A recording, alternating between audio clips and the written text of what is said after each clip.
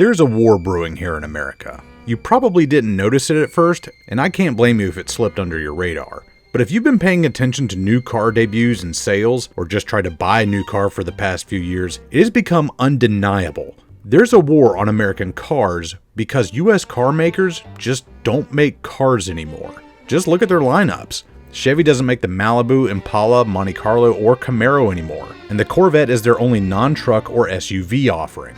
Ford doesn't make the Fusion, Fiesta, Focus, Taurus, or Thunderbird anymore, and the Mustang is the only car they offer. Dodge has it even worse. They've discontinued the Dart, the Charger, the Challenger, and the Avenger, and offer only trucks and SUVs.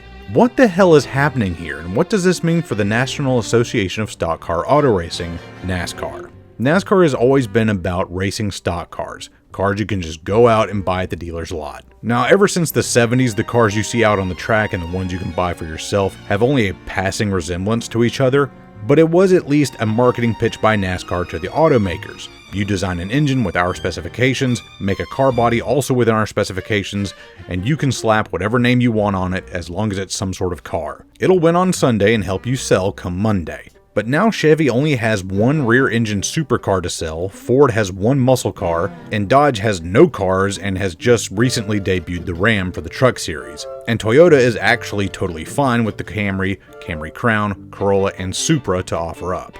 And there's the rub. You can still buy a regular-ass, reasonably priced mid-size car or compact car in the US, but you have to buy foreign. Volkswagen, Honda, Mercedes, and many others have had absolutely no problem catering to those markets. US auto manufacturers, though, have completely abandoned the concept. But why? Well, this is where I have to get into politics, and I know it sucks, but politicians engage in politics, which makes policy, and that impacts your life day to day, however slightly, whether you realize it or not. And our story begins with everybody's favorite president. This is your favorite president? I'm a big fan. No, not him. Soda! No, the other guy, the one that came before. Obama. Yeah, that guy, Barack Obama. He kind of inherited a mess when he got into office, with the economy being run off of a cliff and the big three automakers teetering on the edge of total collapse. As it turns out, decades of making your cars break down right after the factory warranty runs out, so your customers have to buy new parts from you, has some short-term gains, but longer-term consequences. Like people no longer wanting to buy your products because they're considered unreliable. After some photo ops and some optic battles, like having the big three CEOs drive from Detroit to DC in one of their cars instead of flying in on a private jet while begging the taxpayers for a bailout, the Obama administration got to work on some legislation that would help them turn it all around. The first was cash for clunkers. Basically, any American could turn in a car with the title, regardless of condition, and receive a fixed amount of money. The car would then be crushed, sold for scrap, and you'd get your check. This was sold to Americans as a stimulus plan, getting more money in the hands of regular people. But if that's the end goal, why not just give them a paycheck, give them their tax dollars back? Why have them hand over a car for it? Well, this was also to clear up the used car market so people would be forced over time to buy new instead of used. If you're wondering why a used car is so expensive now, this is why, to help out the big three back in 2009, and we're still dealing with this fallout today. That then set the stage for the next law to be passed, the CAFE emission standards. CAFE standing for Corporate Average Fuel Economy. This put new fuel mileage and emission standards on all new cars and trucks built in America that would gradually increase in restrictiveness as the years passed on. This let Obama pat himself on the back, saying he was cracking down on dangerous emissions and combating global warming. However, there was one gigantic loophole, and this was to help out the big three as well. The bigger your vehicle, the less it had to adhere to new CAFE standards. This paved the way to make bigger gas-guzzling trucks and SUVs, and they started increasing in size almost immediately. CAFE passed in 2009, and by 2011, I vividly remember going with my dad to a car lot shopping for a new Toyota. My dad loved his 2002 Tundra and wanted to get something more modern and fuel efficient. But as he looked around, he came across a pickup that was massive, like you almost needed a stepladder to get into the thing. We stared at it in awe for a moment before my dad said, "This is way too big, where's the Tacoma, the V6 pickup?" And then I saw the badge on the side and pointed to it saying, "Dad, this is the Tacoma. The Tundra is over there."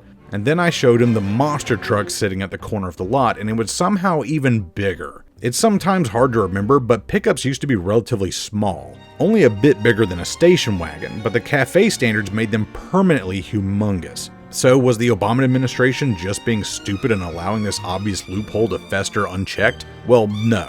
You gotta remember, Washington, D.C. doesn't even get out of bed in the morning unless their lobbyists tell them to. The Big Three paid the DNC and the RNC a pretty penny to get this caveat because they could then sell bigger trucks and SUVs with no downside. They could then charge a premium for them. The profit margins on these vehicles were always great since they take more materials to build, but now they were cash cows, golden geese. And you had better believe the oil and gas lobby also got their fingers all over this since they could now sell even more at the pump.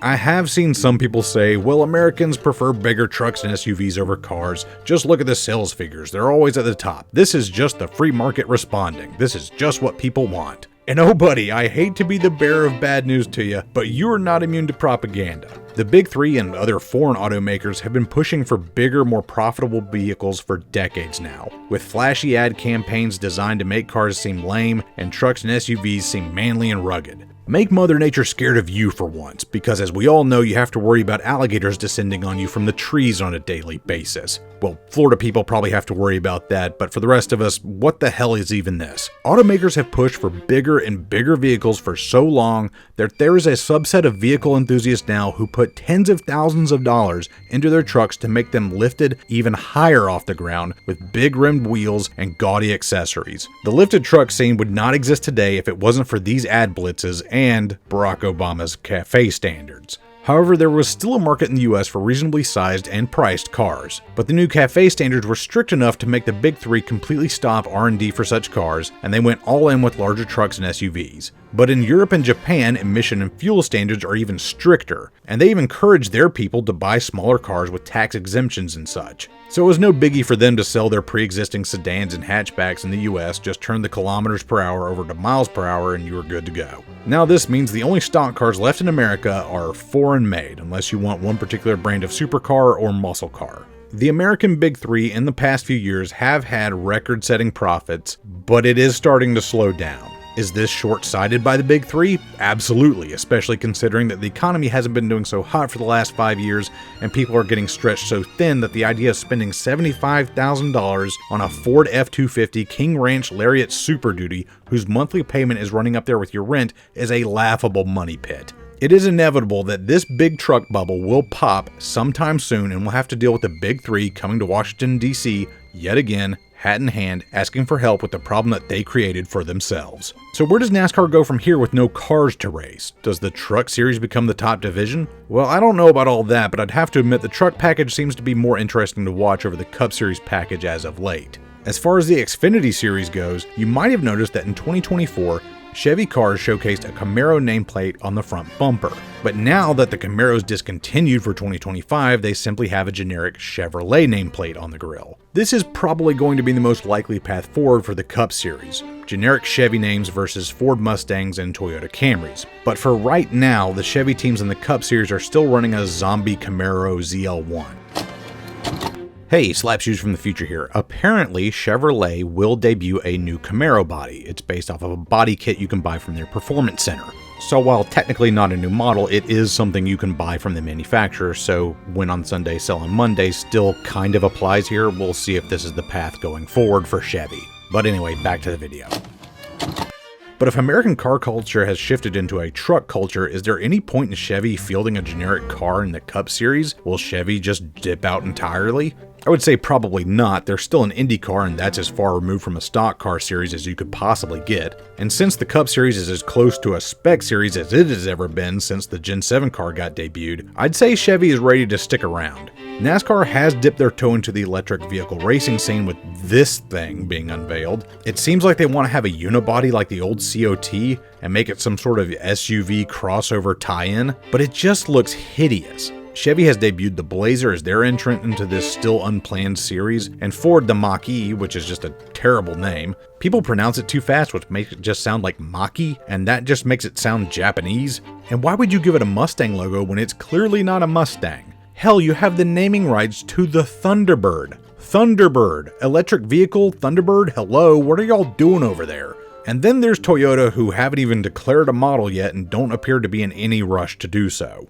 Electric cars could be really cool in the right context. Just this year, I was heading home from work in the dead of night, and an Audi RS e-tron waited ahead of me at a red light. As soon as that light turned green, it rocketed into the darkness, no wheel spin, no revving, just nothing but silent power, and I never saw it again. It was pretty badass, not gonna lie, but it was an electric car, not a crossover or an SUV. Tesla seems to be the only US automaker to go with electric cars, and all the Asian and European manufacturers are nipping at their heels with the big three fumbling around with heavy, clumsy electric monstrosities no one asked for. The future is completely uncertain for NASCAR in this regard. 2 of the 3 OEMs currently in NASCAR are going one way, while the other, Toyota, has the more moderate approach. Sell reasonably priced cars and higher-end trucks and SUVs and capitalize on both markets. In this regard, they're more like Honda than Ford or Chevy. And if we ever were to get that long-awaited 4th manufacturer, all signs point towards Honda. They're already an IndyCar, they make reasonably priced and popular trucks and SUVs, they still make plenty of cars renowned for their reliability, and they even have a factory where they make these cars in Indiana.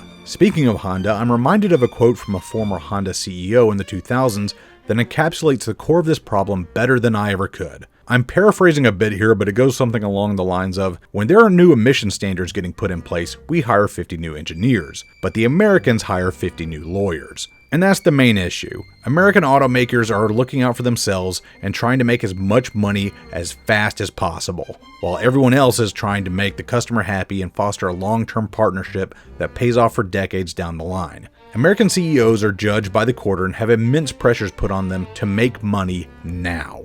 Other companies have a more long-term approach. What fixes this?